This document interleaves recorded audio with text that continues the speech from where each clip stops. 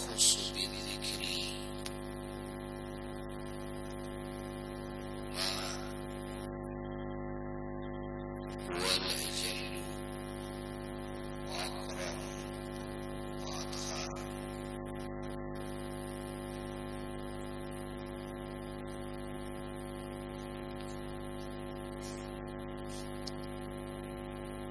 وهو نعمة الإيمان والإسلام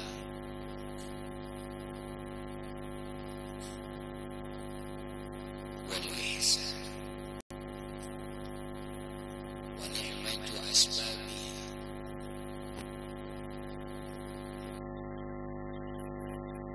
وهي وجود المصطفى سيدنا ونبينا ومولانا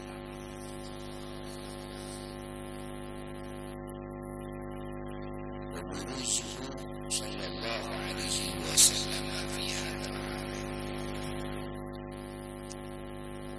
وبعثته صلى الله عليه وسلم إلى الثقلين وإلى كافة خلقه تبارك وتعالى وحضوره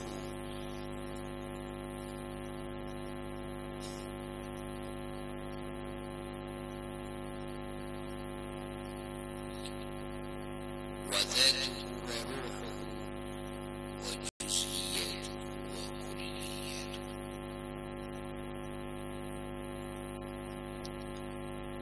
وأشهد أن لا إله إلا الله وحده لا شريك له وأشهد أن سيدنا ونبينا محمدا عبده ورسوله وخاتم أنبيائه فلا نبي بعده اللهم صل وسلم وبارك على سيدنا محمد النبي الأمي الحبيب الحميد القدر العظيم الجاه وعلى آله وصحبه وسلم أما بعد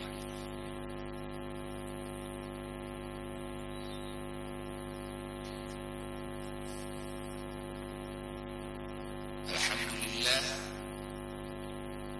para ahli majlis rahimakumullah.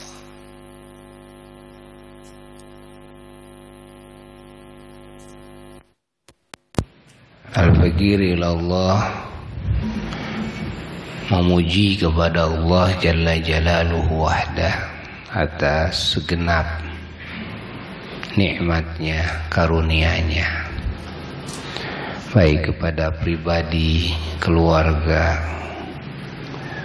keturunan, orang tua, leluhur, guru-guru, murid-murid, dan setiap ikhwan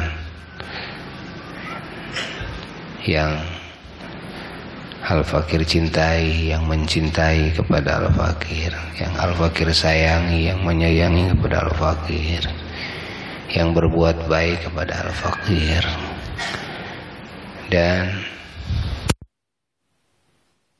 tetangga, para sahabat-sahabat, dan ikhwan mukminin mukminat, muslimin muslimat.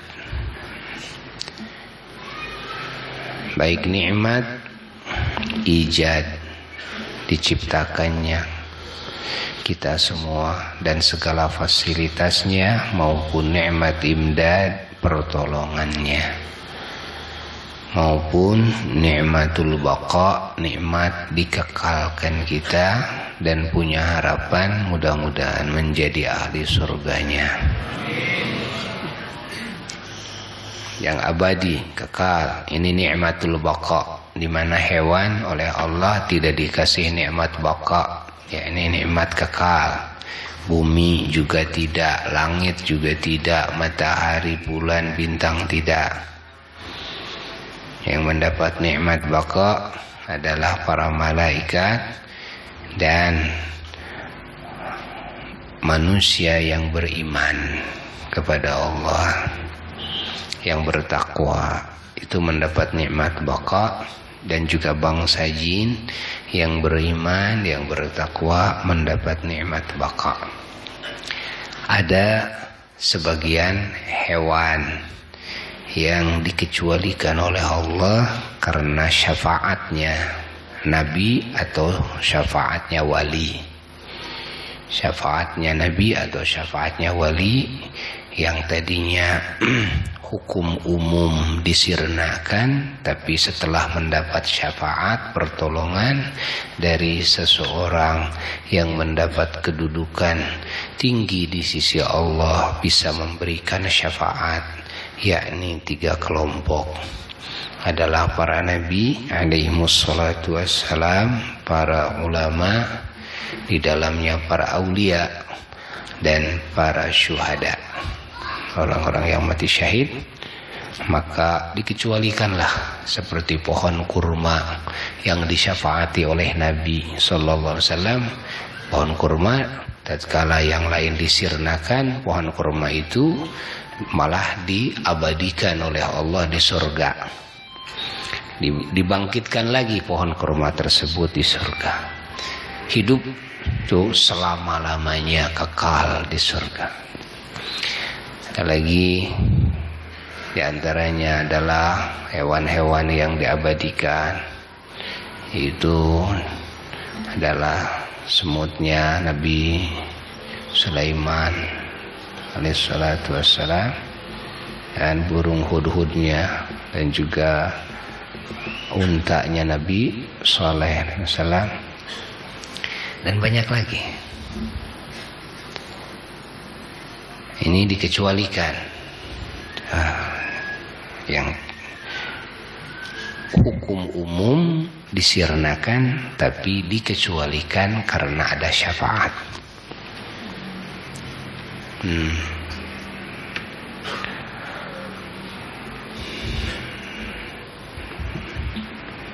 Bahkan menurut para aulia, kalau syafaat itu bisa saja terjadi dari siapapun yang mempunyai kedudukan bisa memberikan syafaat. Apa yang dia kehendaki bisa dibawa ke surga. Bisa. Mau membawa hewan, mau membawa tumbuh-tumbuhan, mau membawa apa saja bisa. Bukan cuma yang tertera di dalam hadis saja. Adapun kalau untuk dalil, untuk hujjah, itu harus berdasarkan dalil, ya, berdasarkan keterangan yang jelas dari Quran, dari Sunnah. Mana dalilnya bahwa di antara hewan atau tumbuh-tumbuhan ada yang dikekalkan hukumnya, sementara bumi ini dengan seisinya disirnakan, langit pun disirnakan, matahari, bulan, bintang disirnakan, tapi kok ada tumbuh-tumbuhan yang dikekalkan, ada hewan yang dikekalkan. Nah, itu harus berdasarkan keterangan. Itu cuma segelintir, hanya dalam jumlah bilangan yang sangat kecil yang terdapat keterangan-keterangannya. Namun kalau melihat dari sisi alasan dikekalkan itu, diantaranya adalah karena syafaat. Kalau karena syafaat, maka setiap yang memiliki kedudukan bisa memberikan syafaat, pada hakikatnya bisa mensyafaati siapapun dan apapun sehingga dibawa ke surga. Bisa. Itu penjelasan daripada para aulia-aulia Allah.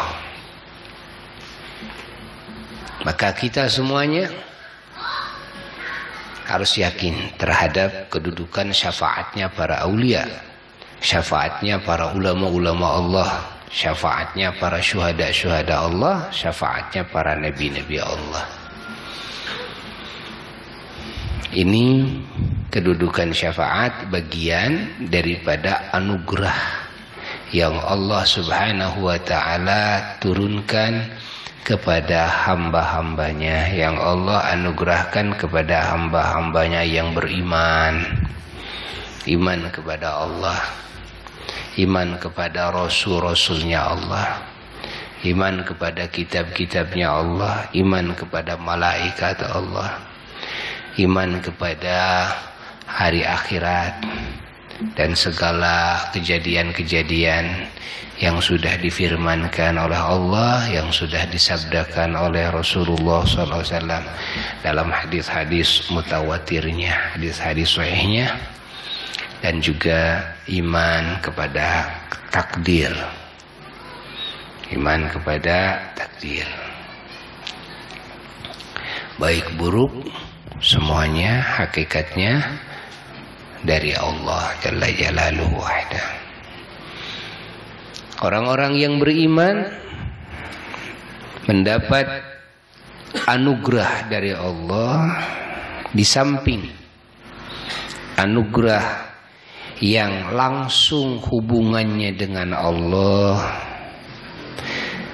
kedua anugerah yang melalui wasilah. Ada yang langsung hubungannya dengan Allah tanpa wasilah, ada yang dengan wasilah.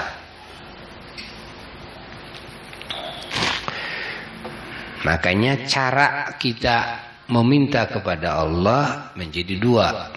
Satu caranya langsung, dua juga caranya memakai wasilah, yakni tawassul caranya.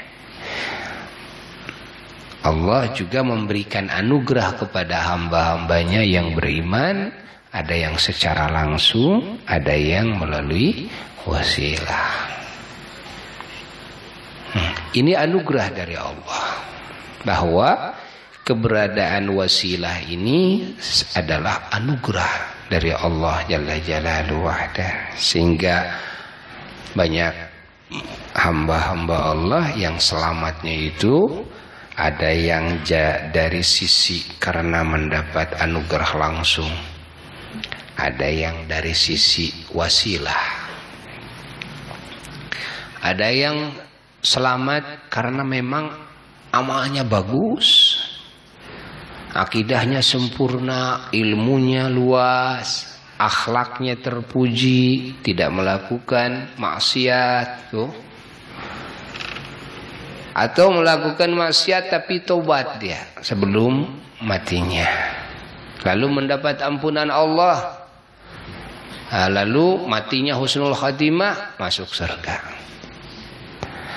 Ada yang orang selamatnya itu tidak dari sisi itu, iman sih punya tapi lemah, akhlak yang terpuji punya tapi akhlak yang tercelanya banyak.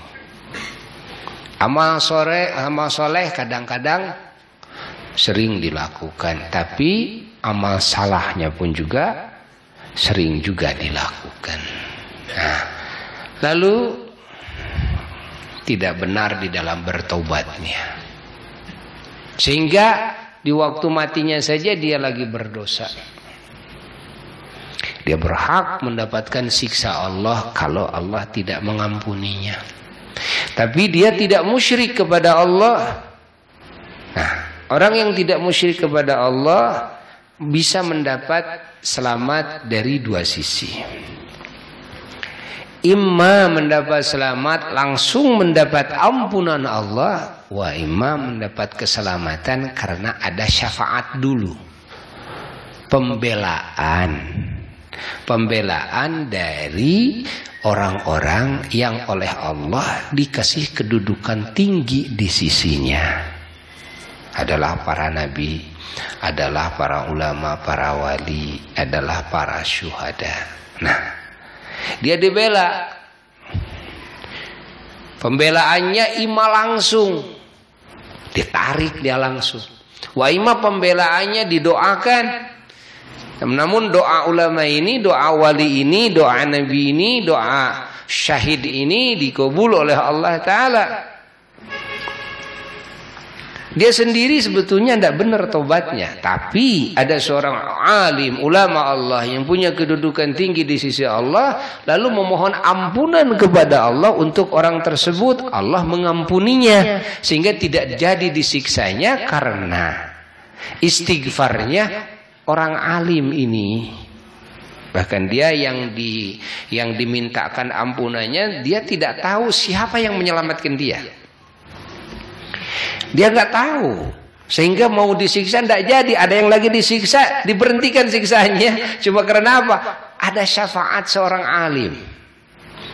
Dia juga nggak tahu siapa yang memberikan syafaat pertolongan, sehingga Allah Ta'ala mengampuni dosanya, sehingga dicabut siksanya. Ya, ternyata diam-diam ada seorang alim, atau seorang wali, atau seorang syahid, atau seorang nabi yang meminta kepada Allah ampunan untuknya, meminta kepada Allah rahmat untuknya. Allah tidak menoleh dia, tapi Allah menoleh siapa yang memintanya. Ini yang meminta kekasih Allah. Ini yang meminta orang yang dicintai oleh Allah, orang yang punya kedudukan tinggi di sisi Allah. Nah, maka keberadaan para ulama, keberadaan para wali, para syuhada, dan para nabi adalah anugerah yang sangat besar dari Allah bagi hamba-hambanya yang beriman. Ini harus diyakini keberadaan syafaat. Karena keberadaan syafaat adalah termasuk syariat yang harus diyakini oleh kita. Orang yang tidak percaya kepada wujudnya syafaat, ini bahaya besar. Bahaya besar. Karena ini sudah disebutkan dalam Quran. Man dzalladzi yashfa'u 'indahu illa bi'idznih, illa man ittakhadha 'inda ar-rahmani 'ahda.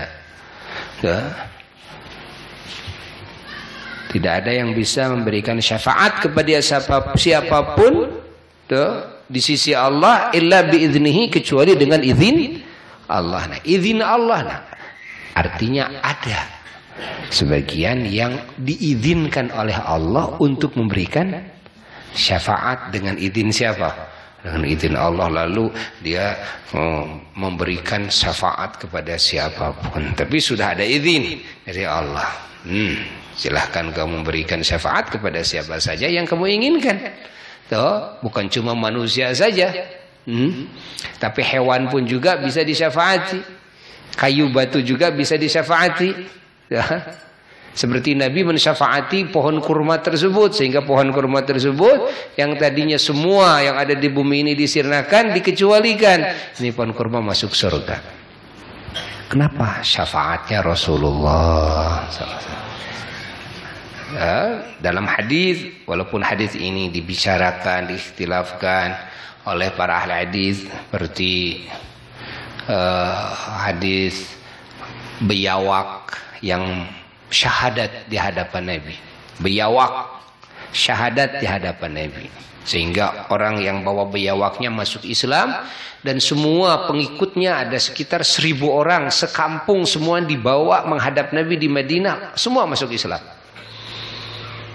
Hingga turun surat idza jaa nasrullahi wal fath, karena berbondong-bondong ada bayi di bawah. Kenapa? Karena ini kepala sukunya itu menyaksikan biawak membaca 2 kalimat syahadat dengan bahasa Arab yang didengar oleh dia, dan langsung biawak disyafaati oleh Nabi setelah biawak meminta syafaat kepada Nabi yaumul qiyamah. Allah, syafaat biawak salah satu yang disyafaati oleh Nabi, dikecualikan biawak. Andai kata biawak tahu kepada Nabi siapa Nabi, kedudukan Nabi itu seperti apa, sehingga bisa memberikan syafaat, bisa membalikan hukum yang tadinya hukum kepada hewan itu disirnakan, dibalikan hukumnya menjadi dikekalkan. Subhanallah. Dengan apa? Syafaat. Karena syafaat bagian, syafaat ini bagian daripada wewenang Allah Subhanahu wa taala, ketentuan Allah Subhanahu wa taala yang Allah tentukan.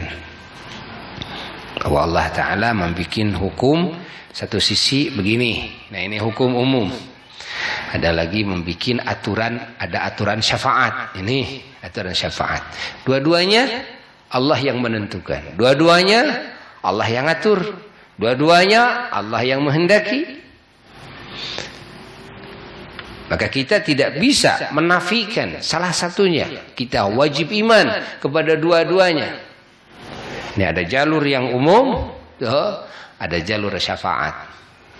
Makanya kita jangan heran kalau kita dengar manaqib sultan aulia bisa begitu, bisa begini. Enggak usah heran kok, itu karena beliau adalah orang yang sudah mendapat wewenang dari Allah bisa memberikan syafaat. Kalau sudah punya wewenang, itu urusan beliau dengan Allah. Urusan kita tidak akan nyampe kepada urusan orang-orang seperti itu. Itu urusan beliau dengan Allah. Mau gimana aja itu terserahnya. Para aulia-aulia Allah memang begitu semuanya. Walaupun berbeda-beda makamnya, kedudukannya. Para ulama-ulama Allah, kalau betul-betul ulama-ulama Allah, begitu pula. Kecuali ulama-ulama ahli dunia. Ulama-ulama yang memang hatinya ada cacat di dalam akhlaknya kepada Allah. Ulama-ulama yang memang terkelabui oleh dunia, terkelabui oleh fitnah hawa nafsu, terkelabui oleh godaan syaitan. Ini tidak termasuk kepada kelompok ulama-ulama Allah. Ulama-ulama Allah itu ulama-ulama akhirat, ada ciri-cirinya. Itulah ulama-ulama yang oleh Allah dikasih kedudukan tinggi, bisa memberikan syafaat. Maka kita semuanya terus harus merapat kepada para ulama, merapat kepada para aulia. Harus sering kita bertawasul dengan kebesaran ulama, kebesaran aulia. Kita harus sering membuat ihsan, kebaikan, menghadiahkan pahala amal kepada para ulama, para aulia, para syuhada, para salihin, para anbiya mursalin alaihimus salatu wassalam, wabil khusus kepada junjunan alam Kangjeng Nabi Muhammad SAW. Kebaikan kita kepada beliau-beliau sesungguhnya tidak seimbang dengan kebaikan beliau-beliau kepada kita. Kebaikan kita kepada beliau-beliau adalah satu jalan sambungan. Satu jalan sambungan untuk mendapat aliran kebaikan dari beliau-beliau yang sangat hebat. Meskipun kita menghabiskan umur untuk berbuat baik kepada Nabi, kepada para wali, para ulama, tetap tidak akan seimbang dengan setetes kasih sayang daripada beliau-beliau kepada kita. Setetes kasih sayang beliau-beliau kepada kita bisa menyelamatkan kita dari api neraka. Kebaikan kita belum tentu sampai, kebaikan kita belum tentu diterima oleh Allah. Kita sering berdoa, doa kita yang masih terhalang karena dosa kita berbeda dengan doa beliau-beliau yang sudah tidak ada halangan antara dirinya dengan Allah Jalla Jalaluhu wahda. Maka belajar kita berbuat baik kepada para ulama, kepada para aulia dengan sering hadiah. Menghadiahkan bacaan-bacaan ila ruhi itu juga dengan sering tawasul, memohon kepada Allah dengan kebesaran para ulama-ulama Allah, dengan sering ziarah tuh, dengan sering hadir di majelis-majelis ilmunya, dengan mencintai, dengan merindukan, dengan mengagungkan, dengan banyak memuji. Bahwa memuji ini berefek. Apa efeknya? Akan mendapatkan syafaat daripada orang yang dipujinya. Kalau orang yang dipujinya itu orang-orang besar yang memiliki kedudukan bisa memberikan syafaat kepada yang lain, maka pujian kita kepada orang-orang seperti itu berefek apa? Kita punya harapan dapat syafaat daripada orang-orang seperti itu. Makanya memuji Nabi Sallallahu Alaihi Wasallam itu sebagai salah satu maslak, manhaj di dalam agama. Ya, itu salah satu ajaran, sehingga para ulama di dalam kitab-kitabnya tuh banyak memuji Nabi. Allah saja dalam Quran memuji Nabi sallallahu alaihi wasallam. Bagaimana tuh makhluknya seharusnya kepada Nabi itu seperti apa? Juga di samping itu memuji para ahlul bait Nabi, memuji para sahabat Nabi, memuji para aulia, para ulama, para syuhada. Mereka adalah orang-orang yang tidak mau dipuji. Bahkan mereka orang-orang yang kebiasaannya mengumpetin semua amal solehnya semampu mungkin, sehingga orang tidak ada yang tahu. Namun mereka adalah orang-orang yang memiliki sifat-sifat keterpujian sehingga berhak untuk dipuji.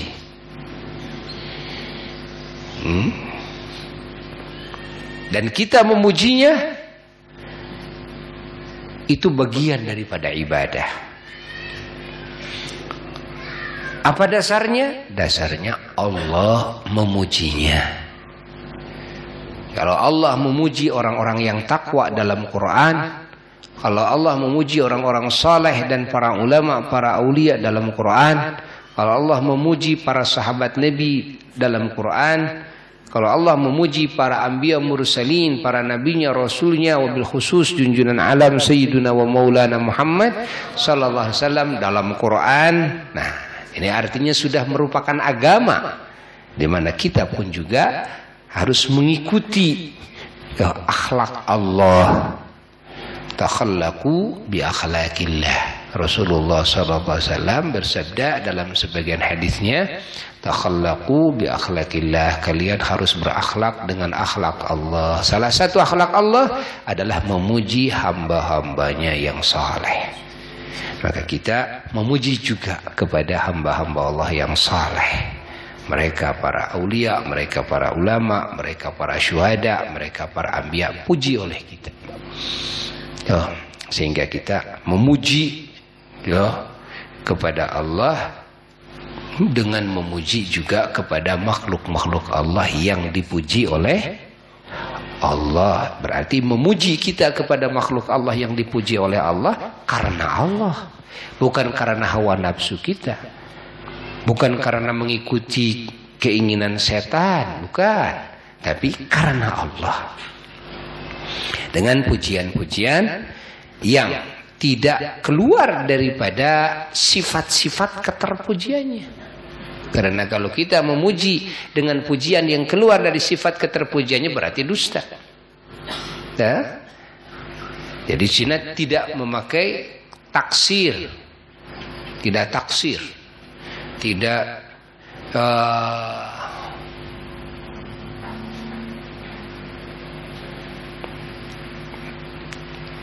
tidak juga memuji dengan pujian yang kurang, tidak sesuai dengan kedudukannya. Kalau kita menyebut kepada Bapak Presiden sebagai Pak RT, selamat datang Pak RT, tapi bilangnya sama Pak Presiden, itu pujian yang benar apa yang salah? Tepat kepada sifatnya tidak, tepat kepada kedudukannya tidak. Nah itu, makanya para ulama-ulama Allah menganggap pujian-pujian kepada Rasulullah Sallallahu Alaihi Wasallam itu semuanya, pemuji itu semuanya tidak tepat kepada hakikat kedudukan, ketinggian, kebesaran Kangjeng Nabi Muhammad Sallallahu Alaihi Wasallam di sisi Allah. Kenapa? Karena kalau Allah memuji seperti itu, kita tidak akan mungkin bisa menyamai pujian Allah kepadanya seperti itu. Nah, dan bagaimana hakikat kebesaran Nabi di sisi Allah kita tidak tahu. Makanya pujian-pujian manusia kepada Nabi, ya, jangankan kita, sahabat pun juga merasa tidak mampu untuk memuji dengan sifat keterpujian yang hakiki yang ada pada diri Nabi sesungguh-sungguhnya. Karena tidak ada yang tahu bagaimana ketinggian derajat Nabi kita Sayyidina wa Maulana Muhammad sallallahu alaihi wasallam di sisi Allah Jalla Jalaluhu. Sehingga makhluk tidak ada yang mampu mensifati keterpujian Nabi. Tidak ada yang mampu.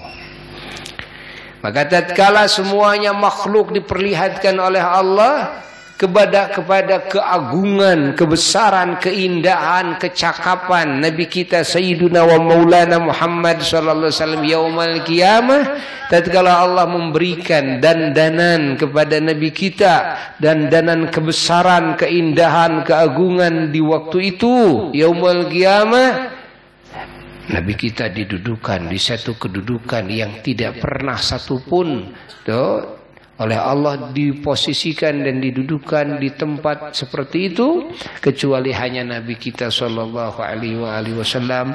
Maka semua makhluk, semuanya makhluk, malaikat, manusia, semuanya makhluk, semuanya dipertontonkan oleh Allah kepada keagungan Nabi.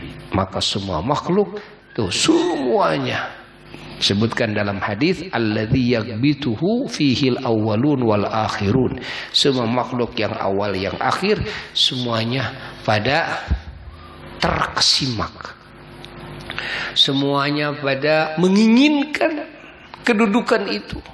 Saking apa? Saking hebatnya kedudukan tersebut. Saking hebatnya tak terkira, tak terduga bahwa Rasulullah Shallallahu Alaihi Wasallam seperti itu. Itu baru yang kelihatan saat itu, belum yang setelah itu. Oleh Allah terus ditaikan, sehingga di surga oleh Allah terus Nabi kita ditaikan derajatnya ila ma la nihayata lahu, sampai tiada batasnya. Sampai tiada batasnya. Maka semua pemuji Nabi tidak akan ada yang tepat kepada hakikat sifat keterpujian Nabi. Hakikat sifat keterpujian Nabi tidak ada yang tepat. Semuanya akan kurang dan kurang. Padahal yang kurang itu yang sudah habis-habisan memujinya. Yang kurang itu yang sudah habis-habisan memujinya. Tetap kurang. Apalagi seperti kita, orang yang bodoh, tidak tahu bagaimana sifatan keterpujian Nabi. Saya nggak tahu tentang Nabi. Saya cuma tahu tentang bola saja. Saya cuma tahu tentang bintang film ABC saja. Saya cuma tahu tentang artis ABC saja. Kalau soal Nabi saya tidak tahu. Bagaimana bisa memuji dengan sesungguh-sungguhnya? Orang yang tahu saja kepada Nabi semuanya tidak ada yang tepat kepada hakikat keterpujian Nabi. Apalagi kita. Tapi kita harus terus berusaha mengenal sosok Nabi kita Sayyiduna wa Maulana Muhammad sallallahu alaihi wasallam.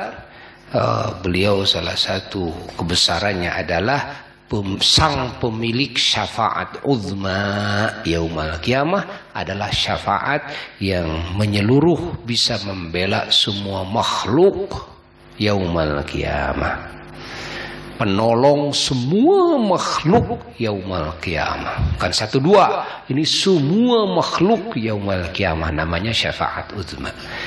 Dan hanya dipegang, hanya dipunyai, dimiliki oleh baginda Nabi besar Muhammad sallallahu alaihi wasallam. Lalu setelah itu adalah para nabi-nabi Allah, para rasul Allah. Lalu setelah itu adalah para wali Allah, para ulama Allah. Setelah itu para syuhada Allah dan orang-orang saleh. Maka kita harus terus bergabung dengan beliau-beliau, harus terus punya hubungan erat dengan beliau-beliau, keluarga kita, anak cucu kita. Jangan sampai putus daripada hubungan dengan beliau-beliau. Hadirkan di majelis ilmu, dekatkan dengan ulama, terus bawa ziarah kepada para wali, kenalkan kepada mereka yang namanya wali-wali Allah itu seperti apa, ulama-ulama Allah seperti apa, syuhada-syuhada Allah, orang-orang soleh, para nabi Allah, wabil khusus junjunan alam sayyidina wa maulana Muhammad sallallahu alaihi wa alihi wasallam. Fagirillallah, cerita tentang ini di majelis di sore hari ini karena apa? Karena banyaknya sekarang umat Islam yang dijauhkan daripada makom tawasul.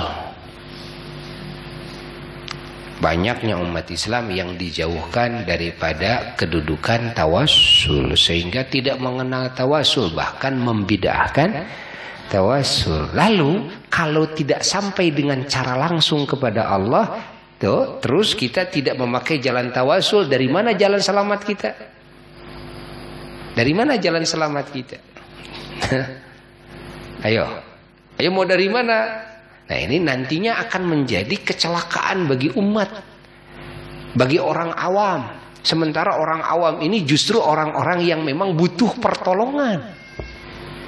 Mereka orang-orang yang kepada Allah tidak sampai, ilmunya sedikit, amalnya juga jelek, akhlaknya tercela, terus langsung kepada Allah tidak bisa nyampe. Terus kalau tidak diajarkan tawasul, tidak dikenalkan, didekatkan dengan para ulama, para wali, siapa yang bisa membela mereka?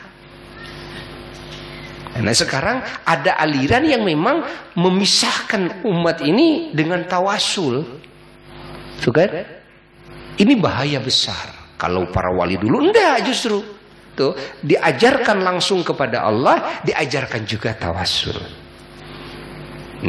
Nanti kemungkinan selamat bisa dari dua. Kemungkinan selamat bisa dari salah satu dari dua tersebut. Kalau hanya satu saja yang diajarkan, tuh langsung saja kepada Allah. Ya kalau nyampe ya alhamdulillah bisa. Tuh. Tapi bagaimana dengan keadaan sekarang umat ini? Nah, siapa yang bisa membela mereka? Bagaimana mereka kalau dijauhkan dari tawasul bisa selamat? Bagaimana? Dan siapa yang bisa menyelamatkan mereka? Siapa yang bisa menyayangi mereka? Mereka harus diselamatkan. Caranya bagaimana? Caranya adalah satu sisi lagi, diajarkan supaya bertawasul, dekat dengan para ulama, mencintai ulama, mencintai para wali, mencintai para nabi. Terus diajarkan seperti itu. Mudah-mudahan Allah Subhanahu wa taala menyelamatkan kita semua, keluarga kita dan keturunan kita, orang tua kita dan leluhur kita, dari api nerakanya, dari murkanya, dari segala bala dan musibah, dari segala fitnah di dunia, di kubur dan di akhirat. Dan kita semuanya mendapat syafaat dari baginda Nabi besar Muhammad SAW, mendapat syafaatnya para nabi, mendapat syafaatnya para wali, mendapat syafaatnya para ulama, mendapat syafaatnya para syuhada, mendapat syafaatnya para salihin, sehingga kita semua menjadi ahli keselamatan, ahli kebahagiaan, ahli kemuliaan, dikabul segala doa, diampuni semua dosa, dipanjangkan umur, sehat jasmani dan rohani, dilimpah ruahkan rezeki kita dengan rezeki yang halal baik, yang barakah, yang gampang,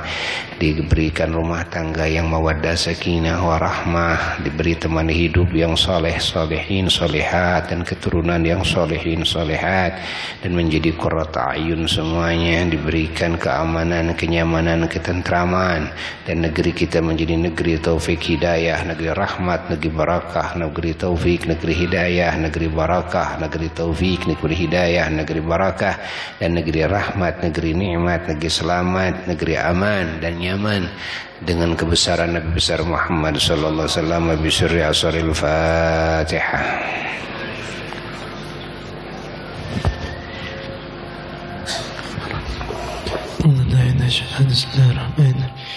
إن الله وملائكته يصلون على النبي يا أيها الذين آمنوا صلوا عليه وسلموا تسليما اللهم صل على سيدنا محمد وعلى آله وصحبه وسلم.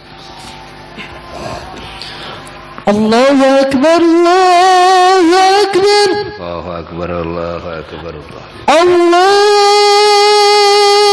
أكبر الله